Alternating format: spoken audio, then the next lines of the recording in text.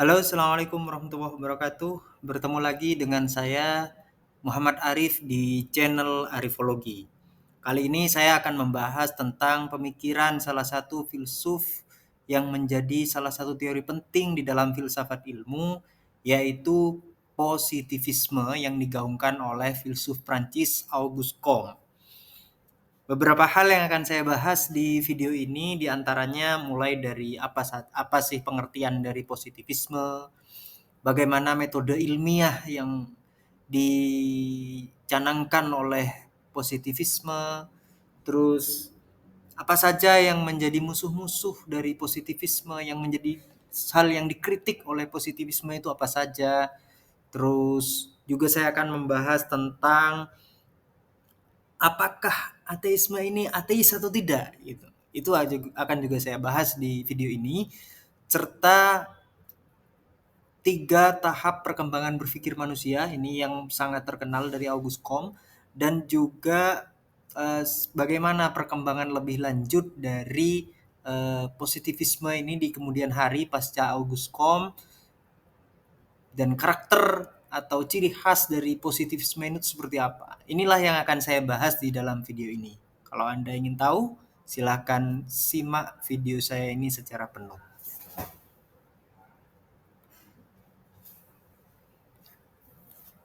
Oke, kita mulai dari definisinya dulu.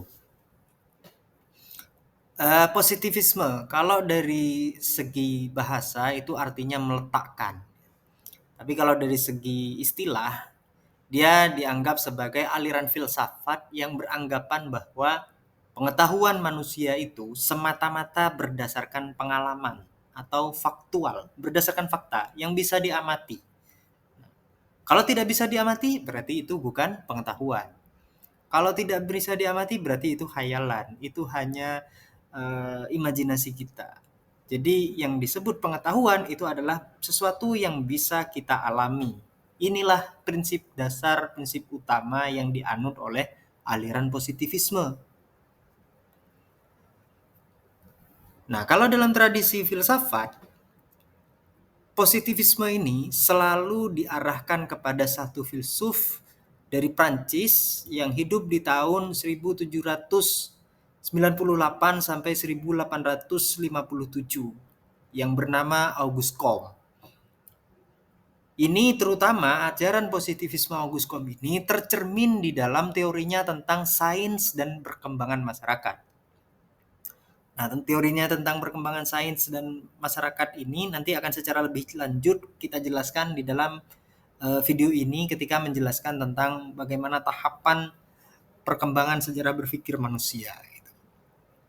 Jadi intinya positivisme, kalau kita mengenal istilah positivisme di dalam tradisi filsafat ilmu misalkan, maka itu akan merujuk kepada pemikiran atau ajaran filsafat dari Auguste Comte ini. Nah, yang berikutnya kita akan melihat, karena berbicara ilmu, maka kita akan berbicara metode. Metode ilmiah apa yang ada di tradisi positivisme ini? Ada 3 metode di dalam tradisi positivisme. Yang pertama berpijak kepada fakta.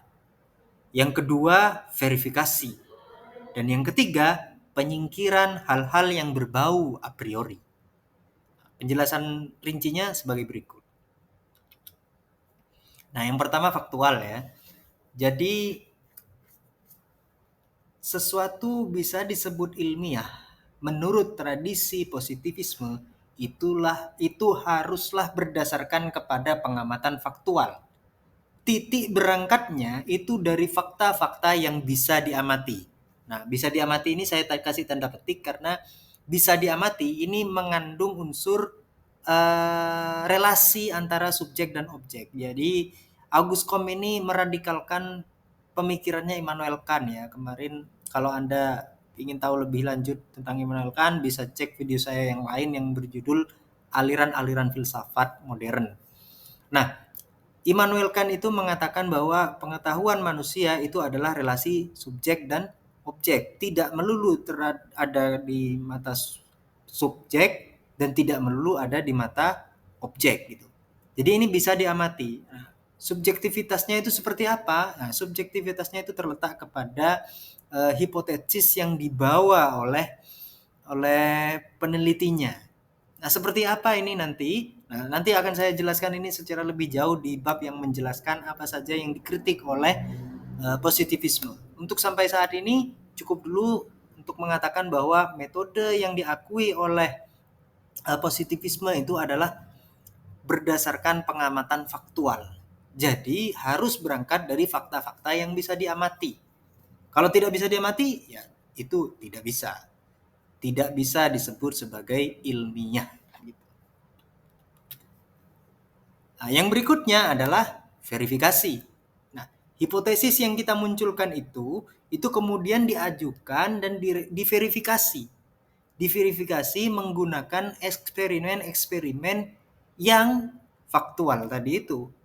Nah, dari eksperimen-eksperimen ini kemudian hasilnya adalah hukum-hukum, berupa hukum-hukum. Dari hukum-hukum itulah kemudian muncul satu ilmu.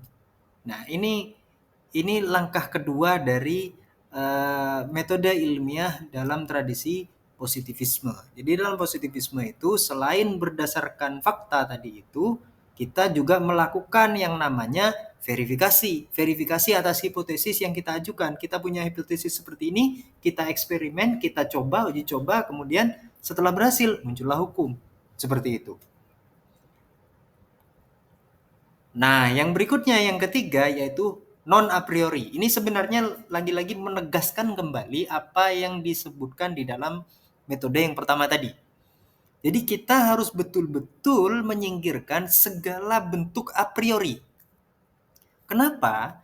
Karena katanya Comte, manusia itu hanya bisa mencapai relasi-relasi atau hukum-hukum yang muncul dari fakta saja, yang bisa kita amati saja. Bukan kausa, bukan penyebab, bukan sesuatu ada yang di luar fakta itu. Ini nanti secara lebih jauh ya akan saya jelaskan lagi di apa saja yang menghambat positivisme ini. Sampai saat ini cukup saja di sini. Jadi dalam tradisi metode ilmiah positivisme, kita harus menyingkirkan segala bentuk hal-hal yang a priori yang tidak bisa dialami. A priori itu di luar pengalaman.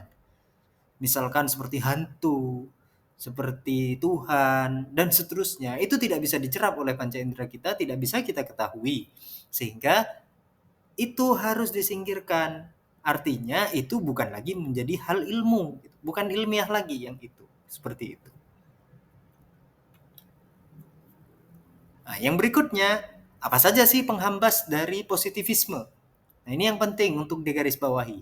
Hal-hal yang menjadi penghambat positivisme atau yang dikritik habis oleh positivisme itu ada dua hal. Yang pertama empirisme, yang kedua mistisisme. Nah, kita mulai dari empirisme. Ini kesannya kan faktual itu kan biasanya empirik. Nah, ini beda antara antara empirisme dengan positivisme itu beda. Nah, kalau empirisme itu seperti yang dihadirkan oleh Francis Bacon dan seterusnya, ini sebenarnya dengan menolak empirisme, Auguste Comte ini ingin memisahkan diri dari Francis Bacon. Jadi dia ingin mengatakan bahwa sains itu bukan sekedar mengumpulkan fakta. Kalau empiris kan hanya mengumpulkan fakta. Gitu. Tidak ada gerakan tafsiran yang hadir di situ. Padahal menurut Auguste Comte, di dalam satu kegiatan ilmiah, peneliti itu juga menyandingkan hipotesa, membawa hipotesa. Dan di dalam hipotesa itu, hazanah tafsir dari peneliti itu ada. Tidak semata fakta, gitu. Tidak semata fakta, ada hipotesis yang dibawa. Sehingga hipotesis ini menunjukkan bahwa ini berbeda dengan empirisme. Kalau empirisme kan sekedar mengumpulkan fakta gitu. Jadi ini faktual di sini juga bercampur dengan hazanah tafsir, hazanah hipotesis yang dibawa oleh peneliti. Tetapi harus digarisbawahi, hipotesis di sini bukanlah hipotesis transendental. Bukanlah hipotesis transendental. Itulah mengapa ya bukanlah hipotesis transendental, tetapi hipotesis yang faktual, yang bisa diamati. Hipotesis yang bisa diuji, yang bisa diverifikasi. Seperti itu. Itulah kenapa kemudian ini haruslah berbeda dengan tradisi filsafat sebelum Comte. Kalau sebelumnya tradisi metafisika, tradisi belajar metafisik, itu akan selalu menghadirkan kausa. Ini menjadi begini karena ada penyebab ini. Dan penyebab ini, penyebab ini, penyebab ini, penyebab ini, hingga kausa prima, penyebab yang tidak tersebabkan. Nah, ini menurut Comte ini harus ditolak. Penyebab yang tidak tersebabkan itu tidak diperlukan. Kita hanya mencukupkan kepada fakta-fakta yang bisa diamati, sampai di situ cukup. Nggak usah pergi jauh-jauh sampai ke kausa prima itu. Jadi disinilah kemudian dia menolak ya itu metode kausalitas itu. Nah, jadi makanya dia di sini diterangkan bahwa dia menolak empirisme untuk memisahkan diri dari Francis Bacon, karena menurut dia ada hipotesis yang dibawa seperti itu. Yang berikutnya, Auguste Comte dengan positivismenya itu juga menolak mistisisme. Menurut mereka, seperti sudah dijelaskan tadi, hal-hal yang transenden itu tidak bisa dibuktikan secara ilmiah. Karena apa? Tidak bisa diamati. Tidak bisa dicerap oleh panca indera. Tidak faktual. Karena yang transenden itu tidak faktual, sehingga otomatis mistisisme itu tidak mendapatkan tempat di dalam sains. Tradisi mistik itu tidak mendapatkan tempat di dalam sains. Mistik di sini bukan hanya berisi tentang hantu-hantu saja ya, tetapi mistik ini termasuk di sini Tuhan, malaikat, jin, setan dan seterusnya. Itu tidak masuk di dalam tradisi sains, tidak ada tempatnya. Kenapa? Karena tidak bisa kita mengakses itu. Kita tidak bisa mengakses itu. Jadi mistisisme tidak mendapatkan tempat di dalam positivisme.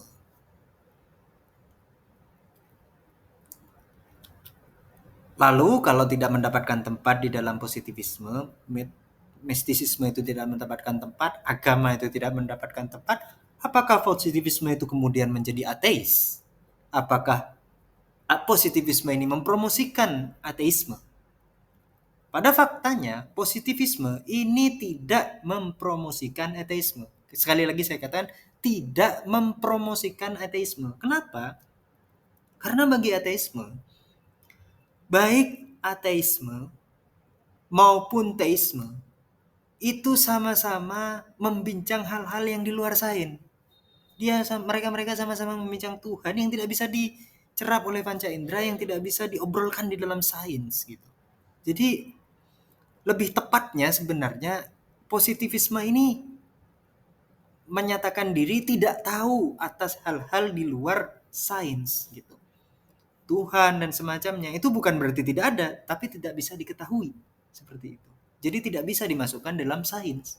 Itu saja pesannya mereka. Jadi kalau ingin bicara sains ya bicaralah hal-hal yang bisa kita amati seperti itu. Jadi bukan dia kemudian menjadi ateis ya. Bahkan di kemudian hari Auguste Comte ini juga menghadirkan agama baru ya, agama kemanusiaan. Oke, kita masuk sekarang kepada pembahasan ciri khas positivisme. Positivisme ini punya beberapa ciri, diantaranya ada 4 ini. Yang pertama, objektif. Yang kedua, positivisme itu bersifat netral. Dan yang ketiga, bersifat manipulatif. Dan yang keempat, bebas nilai. Kita mulai dari yang objektif. Positivisme ini objektif. Kenapa? Karena positivisme ini memandang fakta-fakta sebagai objek belaka, hanya sebagai objek. Atau sepenuhnya dia mengambil jarak dari objek. Jadi dia tidak terlibat kepada objek sepenuhnya. Dia objek ya dipahami sebagai objek seperti itu, berjarak. Makanya dia cenderung bersifat objektif. Seturut dengan itu, karena dia berjarak dengan objeknya, maka dia menganggap objek itu sebagai fakta yang netral. Karena dia bersifat objektif tadi, dia menganggap objek itu sebagai fakta yang netral, bersih dari unsur-unsur subjektif, bersih dari hasrat, bersih dari penilaian moral dan seterusnya. Jadi bersih, tidak ada campur tangan dengan apapun gitu. Menurut positivisme, satu yang ilmiah itu sifatnya selain objektif tadi ya harus netral. Netral tidak ada kaitannya dengan apapun yang bersifat subjektif, keinginan, dan penilaian-penilaian moral dan seterusnya. Jadi ini ciri khas positivisme yang kedua. Ciri khas positivisme yang ketiga adalah manipulatif. Nah, karena objeknya diposisikan sebagai objek sepenuhnya yang tidak ada keterkaitan dengan subjek, kemudian objeknya ini kemudian diperlakukan sedemikian rupa, dimanipulasi. Di dalam eksperimen-eksperimennya dimanipulasi. Dari sinilah kemudian mereka menemukan namanya hukum. Mereka menemukan hukum menggunakan penalaran induktif. Ya, soal induktif ini saya sudah memberikan penjelasan yang di video yang lain. Nah, selain tadi objektif, netral, dan manipulatif, ciri yang terakhir yaitu bebas nilai. Hukum, nah tadi sudah dari proses manipulatif tadi itu kan ditentukan yang namanya hukum. Nah, hukum yang ditemukan itu haruslah bebas nilai. Kenapa? Karena dia netral, karena dia betul-betul objektif. Dia haruslah bebas dari kepentingan. Bisa diterapkan secara instrumental. Instrumental di sini maksudnya ya ini perintahnya begini ya ikut begini begitu dan seterusnya. Nah, itu bisa diberlakukan secara instrumental dan berlaku secara universal kapanpun, dimanapun, dan seterusnya. Jadi universal berlaku kapanpun dan dimanapun. Bebas nilai, karena tidak ada kaitannya dengan nilai apapun tertentu. Dia objektif, bebas nilai, netral, dan manipulatif. Itulah ciri khas dari positivisme. Nah, sekarang kita masuk kepada ajaran 3 tahap perkembangan cara berpikir manusia atau sejarah berpikir manusia menurut Auguste Comte. Ada 3 tahap menurut Auguste Comte. Yang pertama teologis, ini dianggapnya sebagai masa kanak-kanak. Yang kedua metafisis, yang dianggap sebagai masa remaja. Yang ketiga positif, yang dianggap sebagai dewasa. Nah, secara rincinya begini. Kita mulai dari tahap yang pertama, tahap teologis. Tahap teologis ini yang perlu kita baris bawahi ya, ini penting. Tahap teologis yang dimaksud oleh Auguste Comte di sini bukanlah teologi dari ajaran teologi atau sistem teologi dari agama tertentu, entah itu Islam, Kristen atau Yahudi atau apapun. Bukan sistem teologi itu yang dia maksud dari tahap teologis ini, tetapi cara manusia dalam berpikir menjelaskan sebuah fenomena. Jadi kalau kita kemudian menjelaskan satu fenomena, terus di dalam mulut kita kemudian menjelaskan bahwa fenomena ini disebabkan oleh hal-hal yang di luar nalar, oleh hal-hal yang di luar fisik, oleh hal-hal yang supranatural. Ini misalkan disebabkan oleh jin. Nah, ada orang sakit, oh ini karena dia kesurupan. Nah, ini cara berpikir teologis. Yang seperti ini, teologis itu maksudnya seperti itu. Bukan sistem teologi tertentu. Bukan sistem teologi agama tertentu, bukan. Misalkan ada banjir, oh ini karena murka Allah gitu. Bukan seperti itu. Seperti itulah cara berpikir teologis gitu ya.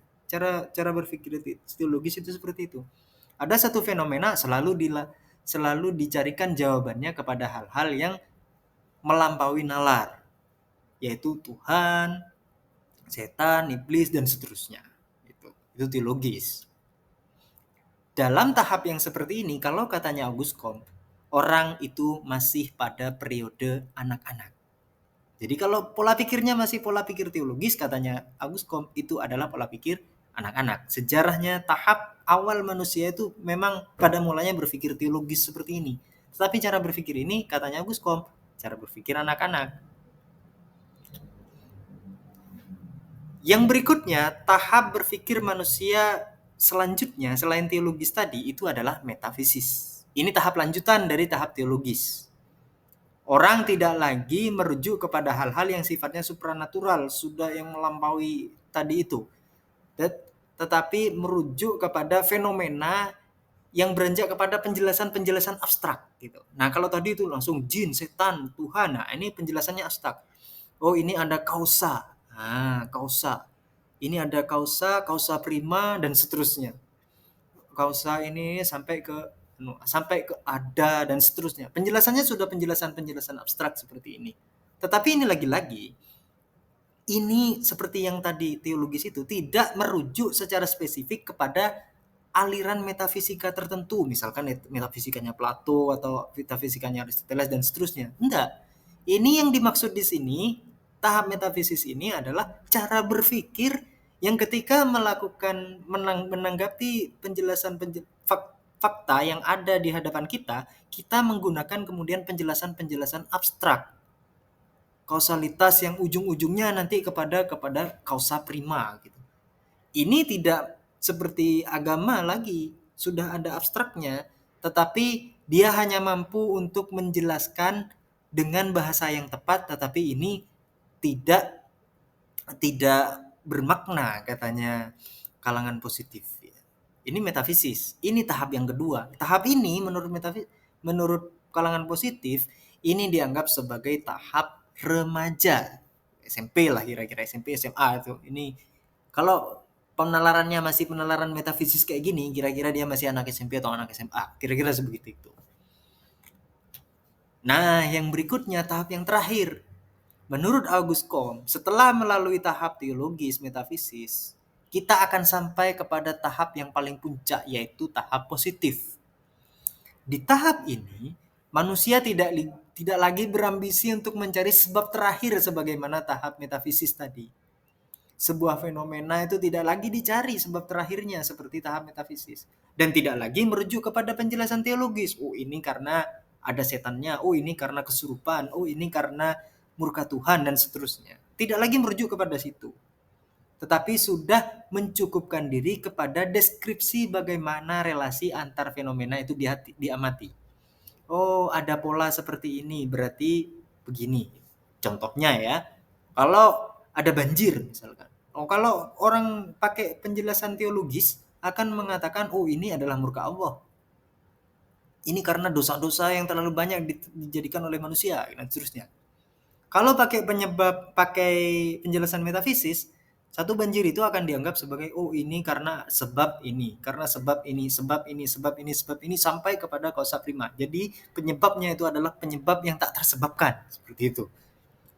Nah, ini metafisis lagi-lagi. Dan ini tidak berguna katanya Auguste Comte. Penjelasan yang berguna itu ya cukup saja kita amati saja relasi antar fenomena itu.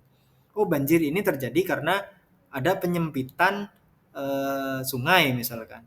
Oh, ada penggundulan hutan di gunung sana sehingga ketika hujan terjadi tidak ada serapan dan muncullah banjir seperti itu. Cukup sampai di situ penjelasannya, tidak sampai jauh berpikir oh penyebab terakhirnya apa?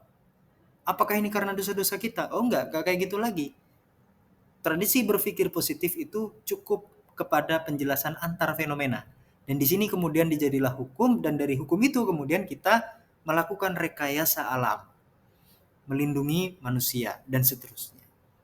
Kita bisa menghindar dari banjir, kita bisa menghindar dari letusan gunung, menghindar dari tsunami dan seterusnya dari pengamatan ini. Jadi ini mencukupkan sampai di situ. Tidak sampai jauh-jauh berpikir ke teologis maupun metafisis. Seperti itu. Dan tahap ini menurut Auguste Comte adalah tahap positif, tahap di mana manusia sudah mencapai kedewasaan. Kalau tadi masih anak-anak dan remaja, kalau di sini manusia sudah dewasa. Inilah 3 tahap perkembangan berpikir manusia menurut Auguste Comte. Sejarahnya seperti ini. Lalu apakah positivisme itu sudah sempurna? Tentu saja tidak. Sekarang ini positivisme sudah babak belur, terutama di mendapatkan tantangan dari kalangan postmodern ya. Salah 2 ya, ini 2 yang saya sebutkan di sini walaupun banyak sebenarnya. Yang saya cukupkan di sini 2 saja. Apa sih kekurangan dari positivisnya Auguste Comte ini? Yang pertama ada generalisasi sejarah, ada pengumuman sejarah, terlalu mengumumkan sesuatu yang spesifik menjadi satu sejarah gitu. Dan yang kedua adalah paradok positivisme. Penjelasan lebih lanjutnya begini. Yang pertama, kekurangan dari positivisme itu adalah generalisasi sejarah. Sejarah 3 tahap berpikir manusia yang menurut Agus Kom itu memang cukup masuk akal ya, memang kayaknya itu masuk akal ya, manusia itu bermula dari teologis, metafisis, kemudian menjadi positif. Itu memang masuk akal. Tetapi kalau kita mau melihat detail sejarah dunia, akan tampak bahwa 3 tahap yang disampaikan oleh Agus Kom itu terlalu memaksaan, terlalu dipaksakan, terlalu mengeneralisasi. Kenapa? Karena pada tahap-tahapnya itu belum tentu selurus itu dan bisa jadi sirkuler dan seterusnya, bisa jadi di satu tempat metafisisnya dulu, kemudian teologis, bisa jadi teologisnya dulu baru metafisis, bisa jadi positif, setelah positif balik lagi ke teologis dan seterusnya, berputar seperti itu. Jadi kalau kita pahami sejarah dunia secara spesifik, secara detail, ya kayaknya memang ini ya penjelasan yang terlalu dipaksakan seperti itu. Karena masing-masing kadang-kadang sejarahnya berbeda seperti itu. Jadi ini kekurangan yang pertama. Kekurangan yang berikutnya dari positivisme Auguste Comte ini adalah paradok positivisme. Kenapa paradok? Positivisme itu mengandaikan dia akan menghadirkan kemajuan bagi manusia. Tetapi di sisi lain juga dia mengantarkan kemunduran kepada manusia. Ya, kita memang diberikan kemajuan dari positivisme. Kita mau pergi ke daerah yang sangat jauh, sekarang bisa naik pesawat, bisa naik kereta api, bisa naik mobil, dan seterusnya. Itu adalah kemajuan yang dihadirkan oleh positivisme. Tetapi positivisme juga menghadirkan perang, juga menghadirkan kerusakan alam. Kemajuan yang dihadirkan itu juga menghadirkan kemunduran. Inilah paradok positivisme. Inilah yang terjadi di dalam positivisme. Jadi tidak hanya menghadirkan kemajuan, tetapi juga dia menghadirkan kemunduran. Perang Dunia 2, 1, 2 itu terjadi ya salah satunya karena hadirnya penalaran positif ini. Kerusakan alam yang terjadi sekarang ini ya itu juga salah satunya dihadirkan oleh penalaran positif ini, produk-produk penalaran positif ini. Inilah kekurangan dari positivisme. Tetapi walaupun positivisme ini juga memiliki kekurangan, saat ini positivisme itu masih dilanjutkan dan dikembangkan secara lebih lanjut oleh kalangan yang disebut sebagai neopositivisme, terutama dari kalangan filsuf yang hidup di Vienna Circle. Inilah para pelanjut dari positivismenya Auguste Comte dan mengarahkannya kepada kajian bahasa dan seterusnya. Filsufnya seperti Bertrand Russell, Wittgenstein edisi pertama, Ayer dan seterusnya. Ya, barangkali itu yang bisa saya sampaikan di dalam video tentang pengantar positivisme ini, positivisme Auguste Comte ini. Kalau Anda berminat untuk membaca secara lebih jauh, inilah rujukan saya. Ya tentu ada beberapa buku lain yang saya baca, tapi ini salah satu yang menjadi dominan di dalam rujukan yang saya gunakan untuk membuat video ini. Demikian dari saya, kurang lebihnya saya mohon maaf apabila ada hal yang ingin ditanyakan dipersilahkan. Terima kasih, semoga bermanfaat. Assalamualaikum warahmatullahi wabarakatuh.